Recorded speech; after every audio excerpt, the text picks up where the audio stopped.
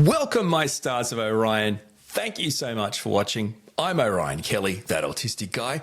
I'm all about providing validation and support for autistic people and their loved ones. Are you ready? Because I have got another incredible autistic story for you. You do not want to miss this conversation. Check out her YouTube channel, Amanda Sechrist. So let's get to it. Amanda, welcome. Hey, how's it going? It's going great. Thank you for being here. Thank you for chatting. It's great to talk to you face to face. We talk a lot in live streams and stuff, so it's great to chat to you. Yeah. I am very used to talking to late diagnosed autistic people, because they may get married, have a kid, that kind of stuff. But your story is very different, and I think that's a great place to start. So let's start with telling us about how you got your journey to getting the diagnosis. But I guess also let's talk about how old you were. Were there misdiagnoses? Did you struggle to find the right fit?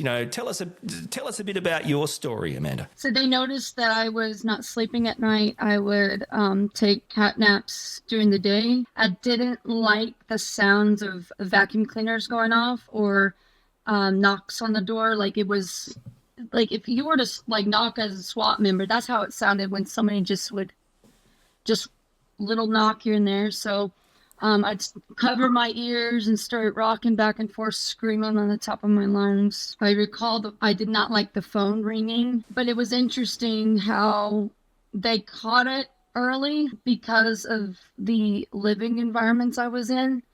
I'm not too sure, it's still fuzzy, but there was a lot of trauma that was going on around the house, so maybe that was why I was acting kind of strange. So back in 1994, when they introduced the DSM-4, it was called Asperger's syndrome. I was confused as to why I was just dropped off out of the blue at the state hospital in Jackson, Mississippi, to be evaluated. I don't know if it was before or after my stepfather was filming me with one of those old-fashioned camcorders they had, but they were observing my behaviors and me having these meltdowns, and I don't know why, but I didn't like loud noises. I loved slamming the door, and I loved to repeat slamming that door. I don't know, it was just a sensory thing. I don't know what that was about, but I didn't have any sense of danger.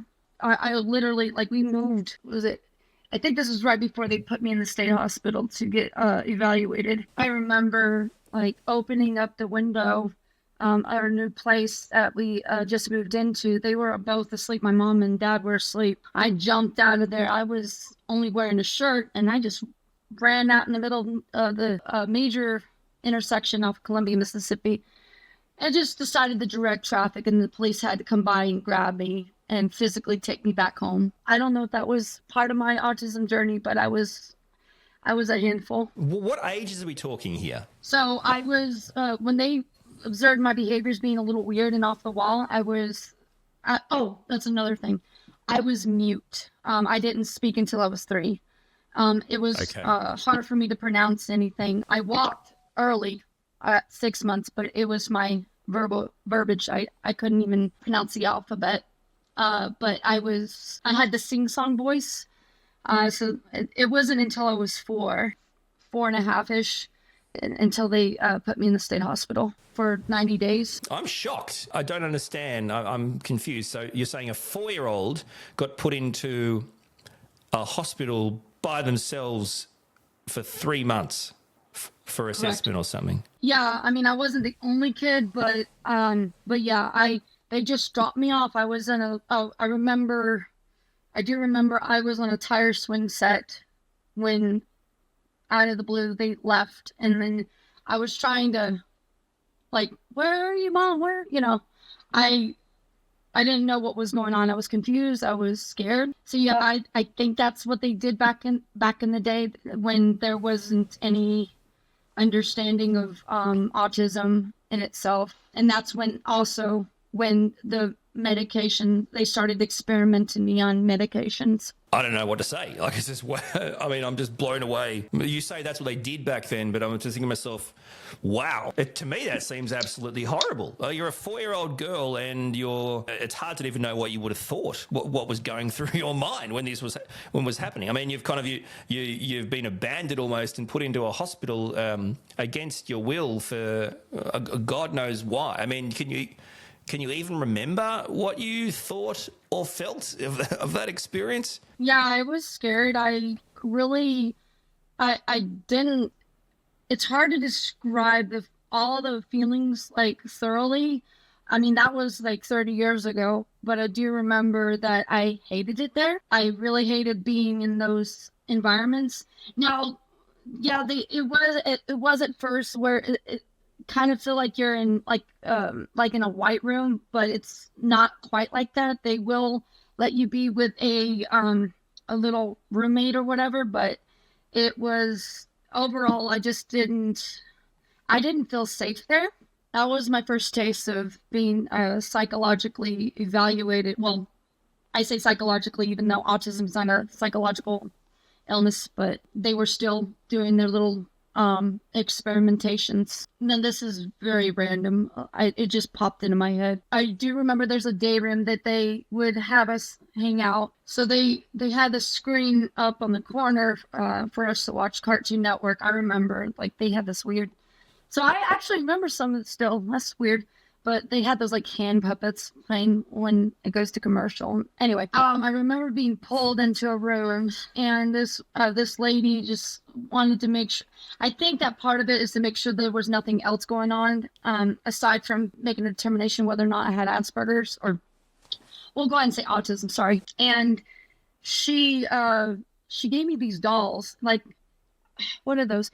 Not Barbie, but like kind of like Cabbage Patch. Yeah, like yeah, okay. the material, except they were detailed. And she told me if I wanted to take off their clothes, and I'm like, I don't know if I want to take off their clothes. And so I took off their clothes, and I'm like, oh God, is that what they look like? And then they were detailed. That's all I'm gonna say. I go and then she said that she had to step away and attend to something. I thought she was attending to a fight that they were having in the day room. And because she kept the door open, and then so I grabbed the dolls. I'm bored. I'm like, I don't want to play with dolls. I was never a doll person. I grabbed the dolls, and they were undressed. They were all undressed, and I'm running my little 4-year-old self into the day room, and I'm like, and everybody's they were in the middle of a fight. They were trying to break up a fight, and I'm in the middle of that crowd. I'm like, hey everybody, look what I got. They're all undressed. Look what I have. It actually stopped the fight, but the one was like freaking the hell out, like, and then that's when they shut the door, and I think they realized that I have some major social skill issue or lack of social cues. I think that's what they made the determination on, because I didn't know any better than I didn't want to sit in one place. I am beyond speechless at this whole experience. I don't understand how this happened. We're talking about a 4-year-old girl taken from her family, obviously, willingly given away to a hospital for 3 months for a diagnosis for a potential condition. It just seems like treated in the most horrible way. I honestly, I have kids. I can't even imagine thinking about my kids going through this experience. And it's also like, what's the point? Like, you're 4, you're in this hospital or whatever you want to call it, being assessed for something, and then just explaining some of those experiences. They're clearly doing testing on you and things, trying to see what you do. But then I just don't understand. I find this just absolutely horrible. Like, do you remember what your day-to-day life was like there? What things did you do? I mean, you're 4. It doesn't make any sense. I can remember some things. I don't know everything, obviously, but now this is in the state of Mississippi. They also use corporal punishment, so they can lay their hands on you if you misbehave. So I remember there were many times where they would lay their hands on me. Like, there were times where we did go on little day trips to like McDonald's and play on the play place and things like that. The park. I remember there was a little backyard, that there was a tree house and all that stuff. And then we would walk from the park and like the afternoon, evening. And I remember we would go through this little area to get to that backyard before the day was over with. And I believe that was if we were on good behavior, if we were behaving well. And then I remember that the first 2 times I wasn't paying attention, I slipped in mud. And so they wouldn't let me go into the backyard and play with the other kids. So they would take me and I'd get cleaned up. But I wouldn't be able to play because it was the end of the day by then. But the 3rd time, I actually managed to get away from the mud trail that they had. And I remember another patient pushed me in there. Nothing was done about it. And so I was pretty upset about that. I mean, I gave them hell when we went back upstairs to get ready for bed. But I don't remember if it was specifically ABA. I think that's what it's called, ABA therapy. But I do remember that maybe it is. I try not to remember, but I realize why I don't like white milk. So what they would do is if I'm behaving, like they'll give me like stimming toys. Like at the time for me, it was slime. It was Play-Doh, some soft things, right? I remember like, because I didn't want to drink milk, they wouldn't let me go out and do whatever I wanted to. Instead, I would stay in and, I don't know, just let time pass by. I also didn't get the privileges of going to eat with the other group if I was misbehaving in their terms. Another thing that I realized that I was, is I did not like the dark. I had to have the light on. Otherwise, you will not let me, or I would not be able to fall asleep at all. I wouldn't even. So they put me in this room and I had to be asleep, and they wouldn't keep the light on for me, which is, fine thinking about it. But I do remember one of the staff members screaming at me. I had a little kid's book that I was looking at, and I was trying to keep up and was trying to do this and trying to do whatever I could to keep awake because I tended to have nightmares. And I think that was when they started me on medication. I started developing nightmares after being put on, I think it was Resperdal and Depakote. That was when they started that combination on me. But I remember she grabbed my book and just slammed it in there and started cussing me out and calling me all kinds of crap. I do remember the feeling of being afraid and scared and confused. Yeah, but what's horrible about this whole story is this. So you were at a state-run facility, presumably for some sort of assessment, right? But it seems like you were beaten, you were punished. There's mental abuse, emotional abuse, physical abuse. You were put through all these horrific experiences that no one should go through, let alone a 4-year-old girl.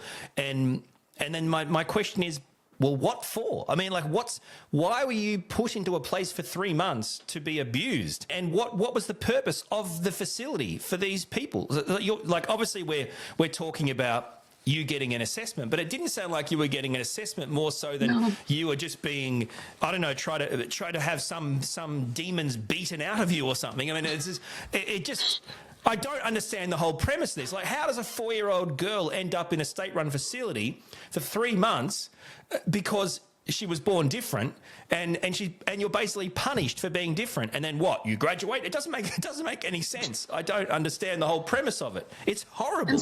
Sorry for laughing. You're just, when you said beating the demons out, because it's a southern state, they're big on that. I do remember, like, after being out of the hospitals, or I think I was actually before. This one was before. It might be a trait, but for some strange reason, and I actually remember it like it happened very recently. I wouldn't call myself a savant, but I do remember the significance, the negative significance it put on me. This was when, probably right before I was in the hospital, but I remember sitting on my grandmother's bed, and I was just minding my own business, playing around, and then I think Magnum PI was on in the bedroom, and then they go to commercial, and I don't know if, I think this is an American thing, but there's this thing called ad council. There was scenes where they were talking about the earth, right? And it was the Willie Nelson song. At the end of that commercial, I started screaming bloody murder when there was this earth coming up, and then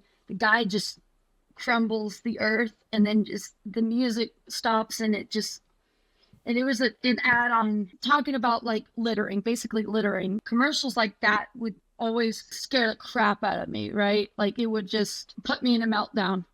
Maybe that's a autism trait. The catastrophizing things. I mean, even having autistic kids, we can take things very seriously. Like I've got to watch the jokes I say because they could take the jokes seriously and catastrophize them. And then you got some guy just like screwing up the earth. That's obviously a big thing. No, I totally can understand that. This is the thing. I can't get my head around how you got where you got and why you were there. And I understand the premise back in the day. How did you get out of it? And was it like life as normal again? Did you just go back to your family? Like, what happens?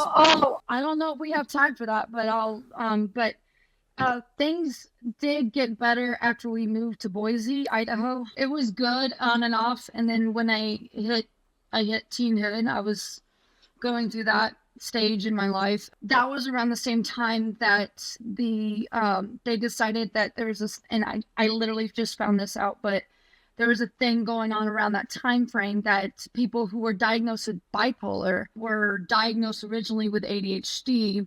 And so because of that, they wanted to experiment on these kids or teenagers on these medications. And so even though I wasn't officially diagnosed with ADHD and never was, that's when when I was like 12, 13 years old, that's when they decided to diagnose me with bipolar and then experiment me. And that's when the experimentation of all these other medications started coming into play. And so when you're in the middle of growing, when you hit puberty, you're already going through a lot as it is, but then you're being put on all these other medications. And that's when, I feel personally, that was why I started having all these anger outbursts, and then that's when they started putting me with all these other labels, ODD, OCD, bipolar, BPD, borderline personality disorder. Because I wasn't of an age to consent to all this, it was out of my hands, like it was out of my control. Yeah. But yeah, that's when they started putting me on all these other medications. I mean, when I was 13,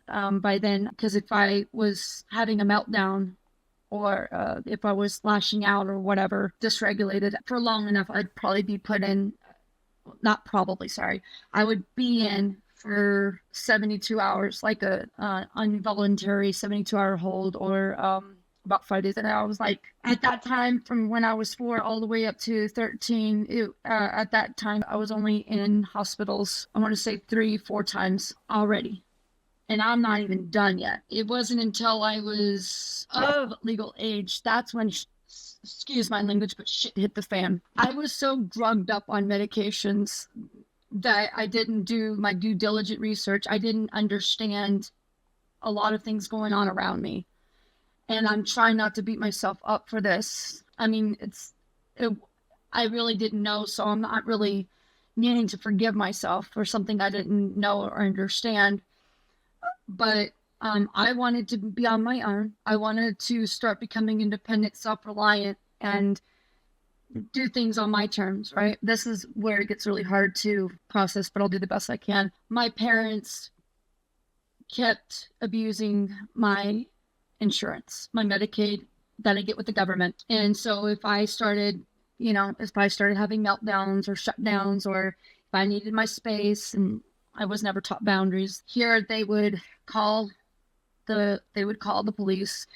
They would have EMS come over, and then I would go, and they get to call my parents at home, asking them if I'm safe to go at home. Of course, they would say no. And so I was in and out from 18 till 21, 22, an additional 8 times. It was when I was 22 that I had both my friend at the time and my husband at the time, my first husband, they didn't know each other yet, call me from the hospital and tell me that my mom, well, this is my friend telling me this, my mom and her mom were talking about when I was going to turn 26 to put me in assisted living.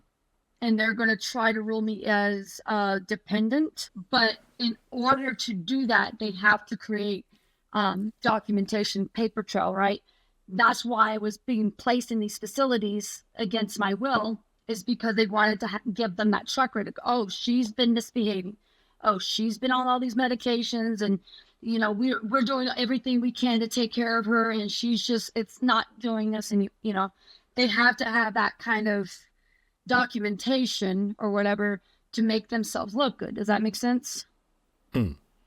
Yeah. So, and then my husband at the time, I'll just say ex-husband at this point, my ex-husband said that that we need to go ahead and head out and leave the state because they're making plans and they're making arrangements on putting you away. And I remember several times confronting my parents about it, and they played the denial card. And so I was still confused though, because I didn't want to look at them in a bad light because they're my family, right? And so, yeah, it's been really hard on me ever since. And even until 2016, it's gotten a lot better for me because I'm no longer in their control. But I had to escape. I'm a runaway, basically. This is really hard I want to say this, but it's hard for me to comprehend the serious nature, if that makes sense. What's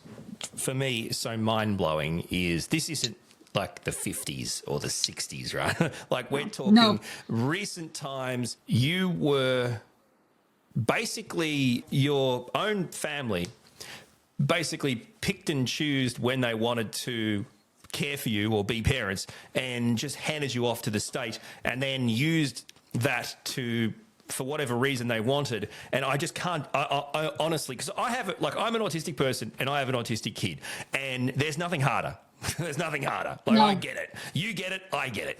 But it's 24/7 for us. Like he goes to school, but it wouldn't even occur to me. Now, of course, the idea that there was actually a system in place where you, starting at as young as 4, could just be given up to the state to do stuff with you, and then come back and then use you as like a cash cow or something, or an experimental girl, is just, it's completely unacceptable. It's outrageous, and I honestly can't believe it. The one thing I wanted to just make sure I got my head around is, so when you went in when you were 4, you said that you left after about 3 months, I think. But then what I'm saying, the first time you went in as 4, which I just can't get my head around that experience. The end result was you came out of that with a diagnosis. Is that right? You came out of that with a diagnosis and were sent back to your family as a diagnosis. But do you get the sense that you were sent back to your family as, hallelujah, she's cured? I mean, was it kind of like, we've exorcised the demons? Because I don't understand, like, you could have seen a doctor and gone home each night and spent, been with your family and still got a diagnosis. So it's like 90 days of abuse to be given a diagnosis. And before I forget, you were diagnosed, with Asperger's, whatever people want to call it. You were diagnosed with that, and there is no shame, and you are doing nothing wrong by saying that. And if anyone wants to say that your diagnosis when you received it isn't legitimate today, they can fight me in the street. It's like, I don't care. So stop apologizing for who you are or what you are. You do not owe anyone an apology. Okay, sure, now it's referred to as autism, and that's great. But when you were a young girl, you were diagnosed with that, and that's what it is. So there's no apologies there, and people can just get stuffed, get huffy puffy, get stuffed. It is what it is. But seriously, the whole result, I don't understand the whole result. 3 months of torture to come out and say, yep, here you go, but then take you back, but then your parents had a system where they could keep, when it got too hard, handball you away, get rid of you. I don't even know how you can understand that or rationalize that in your mind. I mean, I still don't understand it either. I do need to share this. I really do need to share this. I remember, this is when my ex-husband decided to be abusive to me as well. Because of all the medications that I've been on throughout the years, specifically the antipsychotics, or what they call also some of them anticonvulsives. I never had any seizure issues, but they use that to help calm me down, right?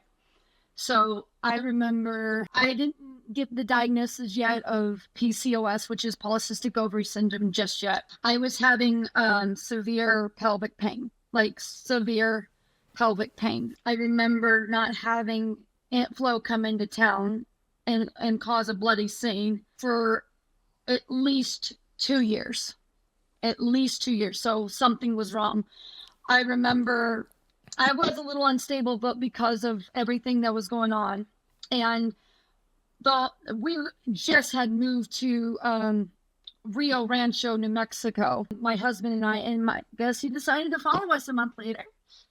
And so a month later, that's when I kept complaining, and my mom's like, "Oh, do you need to go to the emergency room?" And I said, "Yes, I need help." And I was a little escalated because of everything that was going on, and them being back into my life, and then, and just it was a vicious cycle for me. So my ex-husband and my mother both take me to the emergency room at the Loveless West Side Hospital down the street, and next thing I know, I'm being placed on psychiatric hold because they went to grab the doctor and said that I was suicidal and having suicidal ideations, and they think I was a threat to society, and I was waiting for them to transport me to one of the hospitals in Santa Teresa near El Paso. I'm just like, what the hell is going on? They wouldn't let me make a phone call until the next day. And so I called my husband up, and he was like bragging about how they were just, "Oh yeah, you know what?" And he used some choice language I won't repeat, but oh, by the way, we're going to your favorite restaurant while getting a vacation away from you. Yeah. So, and that's absolutely horrible. That's absolutely horrible. So yeah, I developed CPTSD from that. No shit. I don't understand how. I honestly don't understand. You've lived your life in effect by being forced into this kind of like psychiatric imprisonment, almost this psychiatric care, almost all your life by the people that you should trust the most because of being autistic, which I just find that is probably most of our worst nightmare, right? What you've actually lived. You've lived our worst nightmare. And the idea that the parents who constantly, when it got too hard, gave you away to people, were following you around, it just shows how absolutely, how absolutely horrible it really is. I can't even begin to imagine, how. I mean, obviously, it's upsetting for you. I'm sorry if I've upsetted you.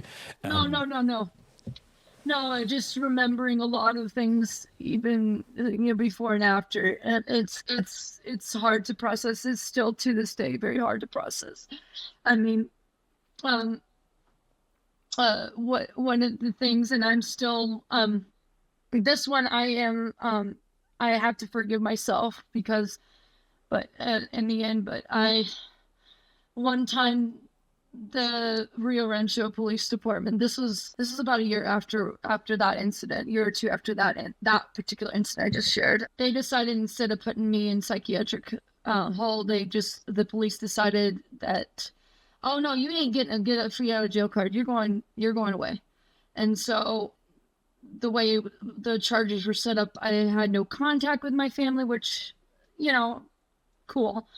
But there's certain, if you're in jail for 30 days, this is here in America, if you're on government assistance, if you are in jail for more than 30 days, you have to let them know, heads up, otherwise you can get docked and they'll do whatever. But I got actually in trouble for failing to report because I wasn't able to. I was supposed to get my check in July, that following July, and that was how I was going to get bailed out. I qualified for getting bailed out for a very small amount. My parents had, and this is when my ex-husband and I had separated for a little bit. But so they had my appointed attorney call me from jail and let me know that my ex-husband had taken off with my credit card, or my card that I get my check from, my government assistance. And so I was stuck there until they decided if whether or not to RO me the following August, end of August.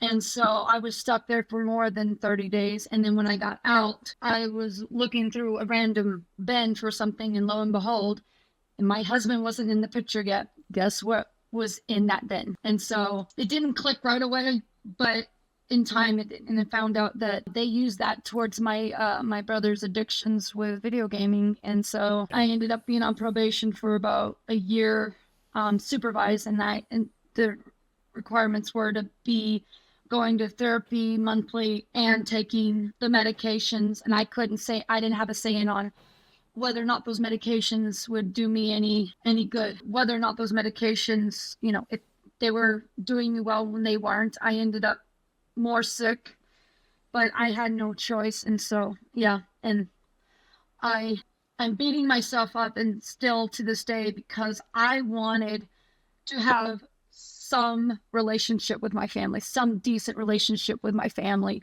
and I never was going to get it. And so this last Easter, I decided to cut all ties, and that's that. Well, and I understand. I mean, and that's a great decision, but I understand how horribly hard that is. Regardless, everyone understands that. I know, but I mean, good on you. I'm really happy to hear you doing what's right. For me personally, even hearing you share that story about obviously people taking your money and doing other things, and you getting in trouble and all these things. It just everything you've kind of gone through, all these experiences you've kind of gone through, to me would seem more like a nightmare I'd have in my sleep, or like I'd wake up in a cold sweat, like not a reality. Like to go through this stuff in reality is beyond outrageous. It's complete. I mean, it's absolutely horrific. I can't even believe it happened. I just want to quickly check. Sorry, you're cool to keep talking. Are you okay? Oh, yeah, I'm fine. I'm just listening to you. I just don't want anyone watching this to say, well, mate, she's upset and she's like, you're okay, right? I just want to know you're okay. You want to keep talking. Okay. So yes. I just think and clearly the answer is, well, it's a daily process, to my question. But my question is, how do you heal and grow and navigate through? Because from my point of view, from pretty much, a young girl, you've experienced things no one should experience, and certainly not someone, with a medically diagnosed disability. And the way you've been treated by people who are supposed to protect you, and the way you've been treated by your own country and your own system is so horrible and so unacceptable. How have you been able to navigate through all that trauma and make sense of yourself and grow and live and love and enjoy? And I mean, how is that journey going for you? I'm still a work in progress. I'm doing a hell of a lot better than I was 8 years ago. In fact, today is literally my 8th year mark of when I first met my husband, my current husband.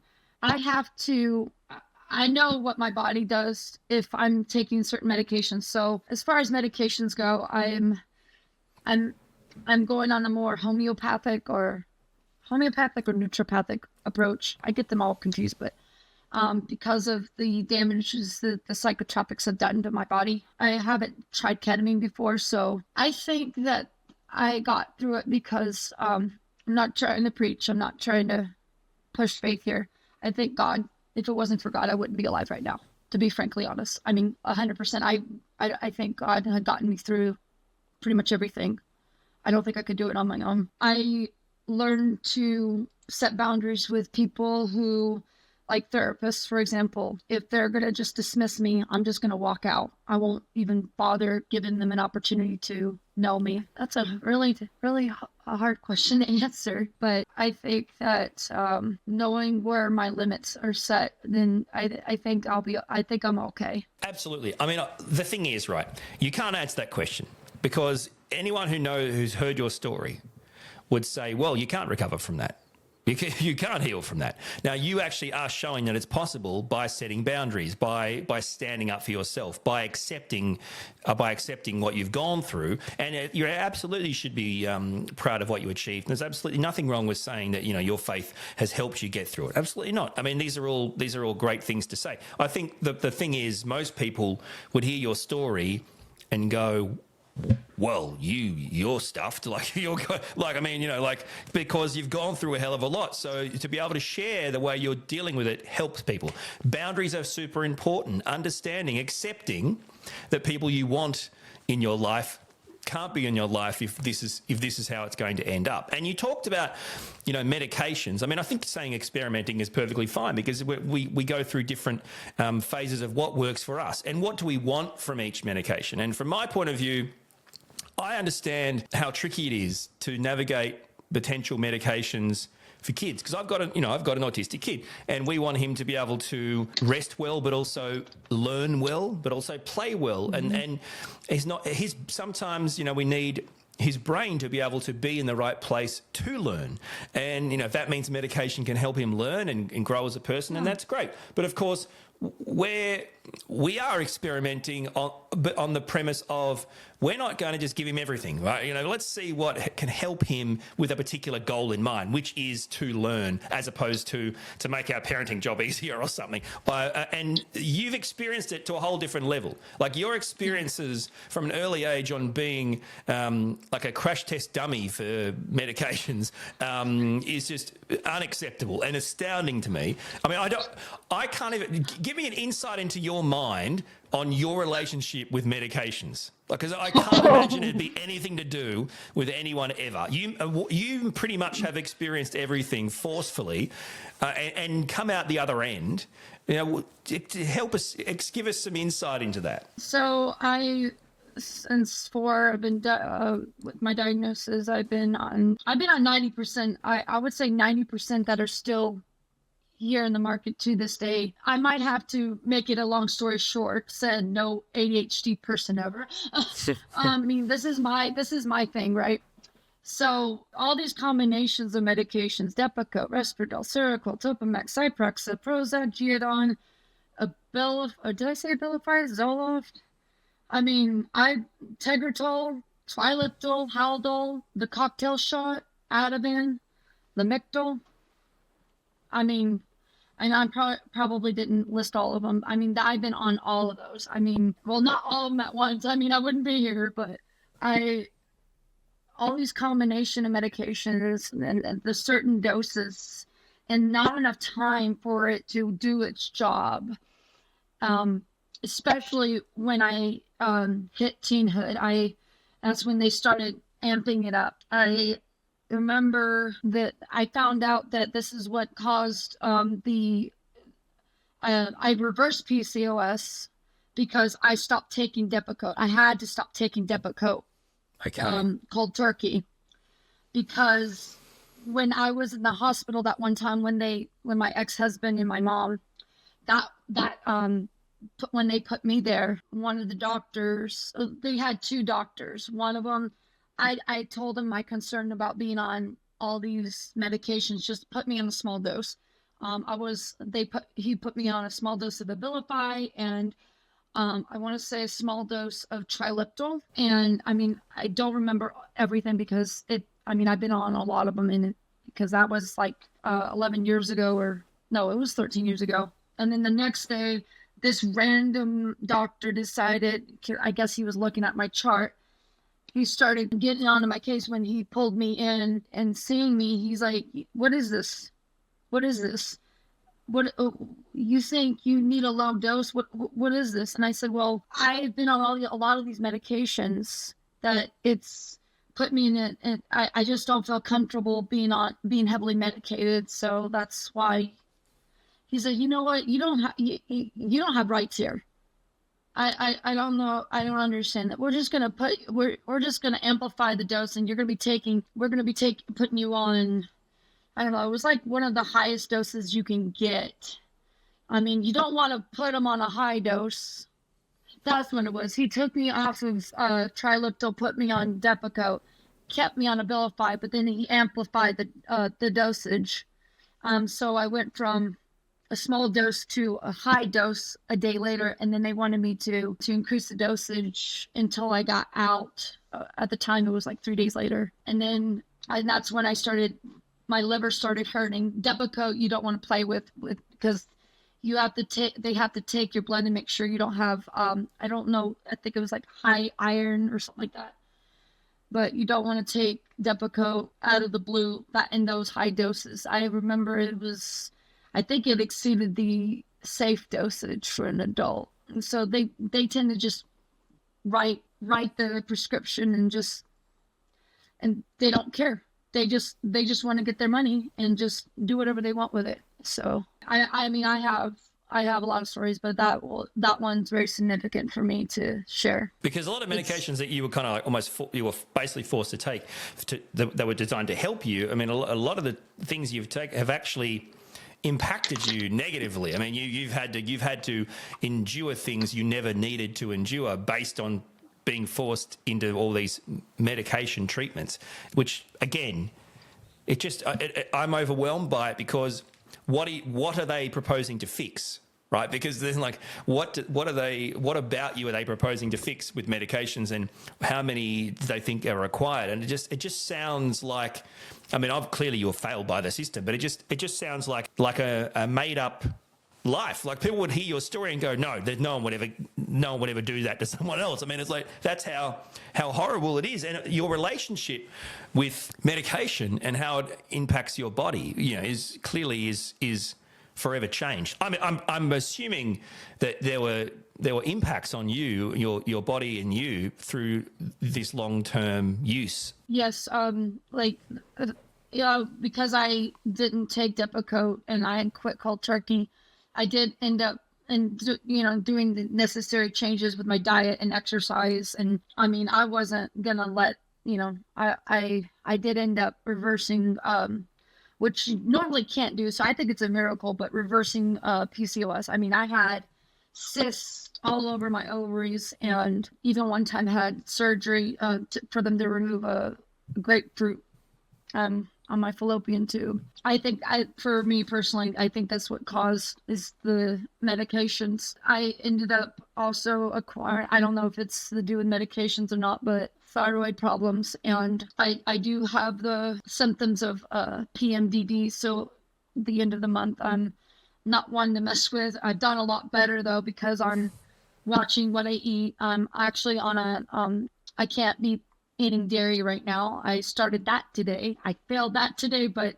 always not tomorrow. But no, I just don't. If I take medications like the antidepressants specifically, I start feeling like this poisonous feeling, like something's poisoned me, and the rooms are spinning, and it's more than just the side effects though. It's not normal for somebody to be having pelvic pain or chest pains or side pains where the liver is. I was even a zombie a lot of times. I mean, I couldn't function in society, and that's part of the reason why it took me a little bit longer to realize that I am being controlled and manipulated because of my disability.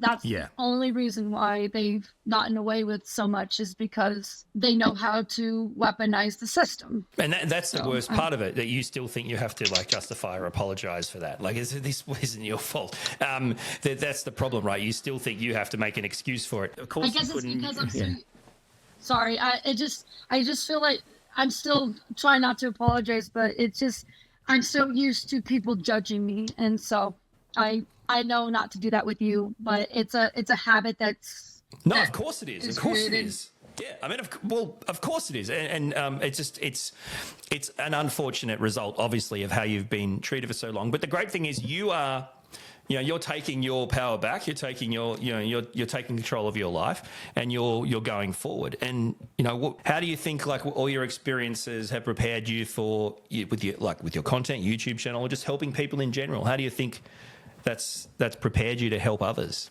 Well, right now I'm still processing trauma. I'm doing everything I can to not let my past dictate my future. In the middle of doing school right now, that's still up in the air to stay in, but because of being systematically held back in that field, I'm not.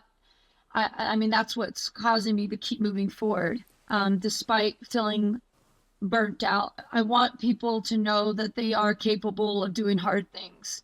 I mean, I'm proof of that. I mean, I went through hell. I mean, I don't want anybody to go through what I went through. And I want people to know that if they can do whatever they put their mind to. I haven't really posted because of everything that I'm processing right now. And every single time I even get on, like, something's happening, but you know what? I need to get with the program, so to speak, and not let any of those obstacles stop me. I would be doing a disservice to people if I don't share the rest of my story and share my abilities and my talents and help them. That's the thing. I'm still trying to figure out whether or not I want to help people specifically getting out of similar situations as I know that I have a lot to offer to the world, despite my past. No, well, it's because of your past. But the conversation has kind of proven, though, that you can actually process trauma or past experiences by sharing to others. And in doing so, you're getting time to process it out loud, and other people are being helped. So it's almost like you're looking for an additional step required when it's not. Just sharing your story, just talking about things, just processing things out loud, not only can help you, but is absolutely helping others. I mean, listening to this story is clearly a powerful story that will not only help others, but also hopefully can kind of, shine a light on how far we may think we've come, but how far we have got to go with how we treat people based on different conditions and disabilities is just ridiculous and outrageous and completely unacceptable.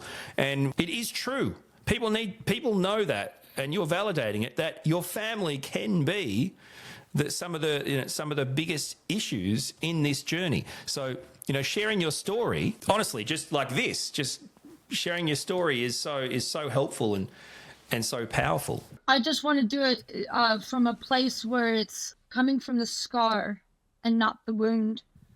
And that's why I cried a little bit, because I felt like maybe I'm doing it in a place of still being back there. Does that make sense? Yeah, definitely. I really do hope I can help other people with just my story. And I need to give myself way more, I need to stop beating myself up. More grace and compassion, and yes, that's right. 100% you do. I mean, what you've been through, honestly, is incredible. I mean, so to still be here today and be enjoying your life the way on your terms is an incredible achievement. And I still can't.